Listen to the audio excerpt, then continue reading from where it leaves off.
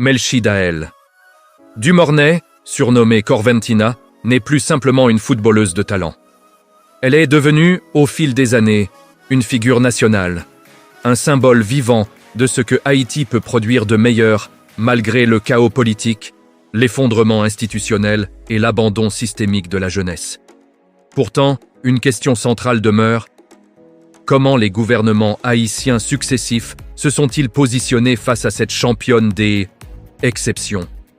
Ont-ils su l'accompagner, la protéger, la valoriser? Ou se sont-ils contentés d'un silence coupable et d'une récupération tardive? Cette analyse vise à décortiquer, sans complaisance ni passion aveugle, la relation entre l'État haïtien et Corventina, afin de mettre en lumière une réalité plus large: la faillite chronique de la politique sportive et symbolique en Haïti. Dès ses débuts, Melchi du Mornay émerge dans un contexte où l'État haïtien est quasiment absent du développement sportif.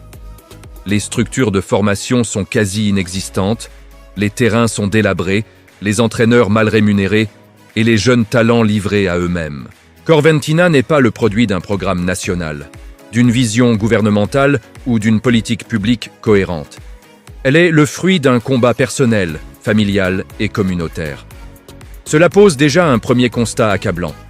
L'État haïtien n'a pas créé Corventina. Il l'a regardée naître de loin. Lorsque son talent commence à attirer l'attention internationale, notamment lors des compétitions de jeunes et avec la sélection nationale, les gouvernements haïtiens restent discrets, voire inexistants dans leur soutien. Aucun plan clair de protection des talents, aucune bourse institutionnelle structurée, aucun accompagnement psychologique ou éducatif digne de ce nom.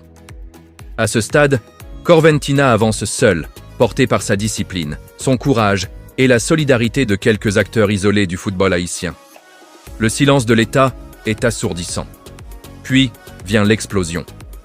Corventina brille sur la scène internationale, s'impose en club, devient une référence mondiale du football féminin et incarne une fierté nationale dans un pays assoiffé de bonnes nouvelles. C'est à ce moment précis que les gouvernements haïtiens commencent à s'y intéresser. Mais cet intérêt est-il sincère, structurant, durable ou purement opportuniste?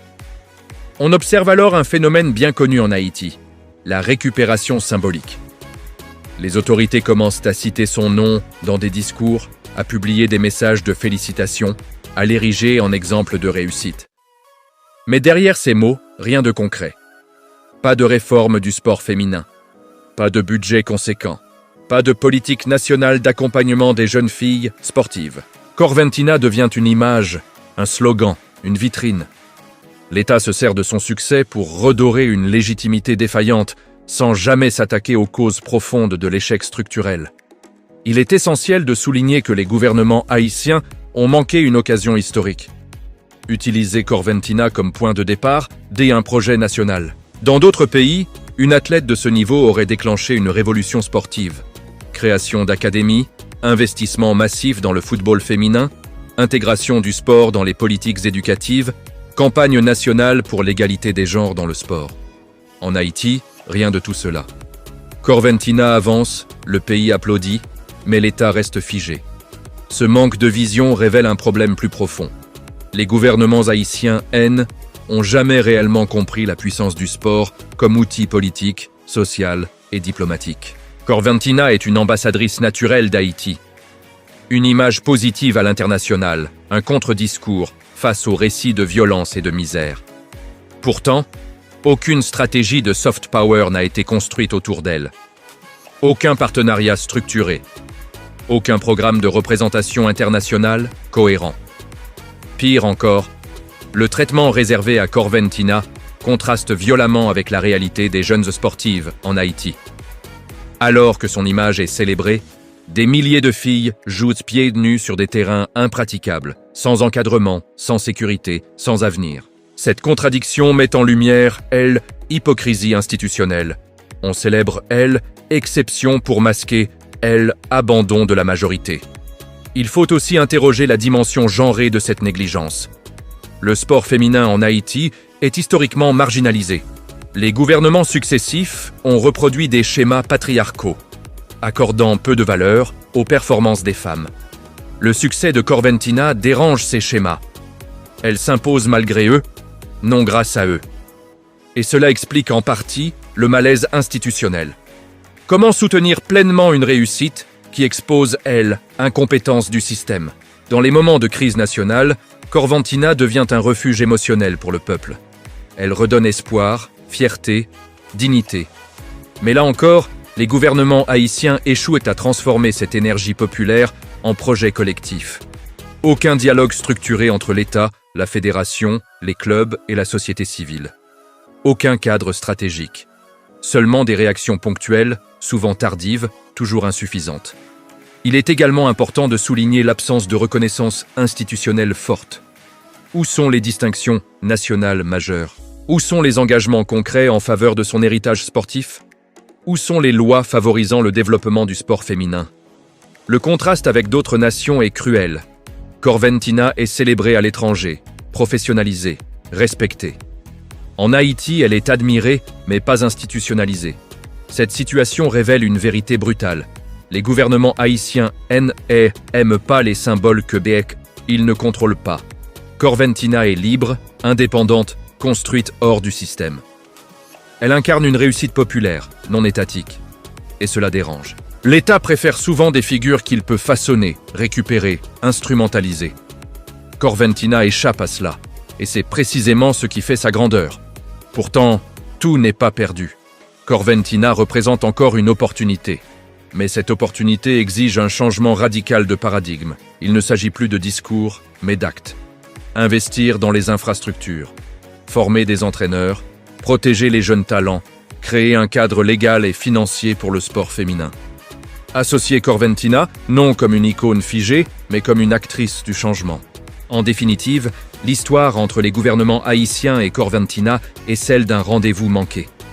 Une championne a émergé dans un pays en ruine, portant seul l'espoir de millions de personnes. L'État, lui, est resté en retrait, spectateur de sa propre insignifiance.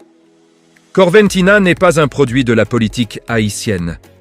Elle en est le miroir critique. Et ce miroir renvoie une image dérangeante, celle d'un pays qui applaudit ses héros, mais ne sait pas les accompagner. D'un État qui célèbre les victoires individuelles, mais refuse de bâtir des succès collectifs. D'une nation qui produit des étoiles, mais laisse le ciel institutionnel dans l'obscurité. En définitive, la relation entre les gouvernements haïtiens et Melchi Daël du Mornay, dite Corventina, dépasse largement le cadre du sport.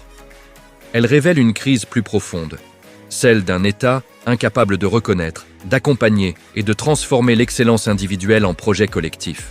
Corventina n'est pas seulement une championne, elle est le symbole vivant d'un potentiel national abandonné, d'une jeunesse qui réussit malgré l'absence de politique publique cohérente et non grâce à elle. L'histoire de Corventina met en lumière une vérité inconfortable. En Haïti, le talent naît dans l'adversité, s'élève dans la solitude et triomphe souvent loin du regard institutionnel.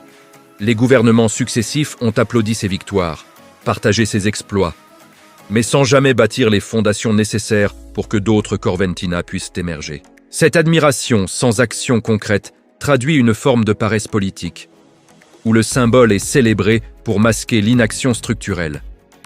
Plus grave encore, l'absence d'une vision nationale autour de Corventina constitue une occasion historique manquée. Dans un pays en quête de repères, elle aurait pu être le point de départ d'une véritable renaissance sportive et sociale. Son parcours aurait pu inspirer des réformes ambitieuses dans le sport féminin, l'éducation, la formation des jeunes et l'égalité des genres. Au lieu de cela, l'État a choisi la voie du minimum, des discours, des félicitations, des silences prolongés. Pourtant, Corventina continue de porter Haïti avec dignité sur la scène internationale. Elle représente une autre image du pays, celle du courage, de la discipline et de l'excellence. Elle incarne ce que la nation peut offrir au monde lorsqu'elle croit en elle-même. Mais une nation ne peut pas éternellement vivre des exploits isolés de ses enfants.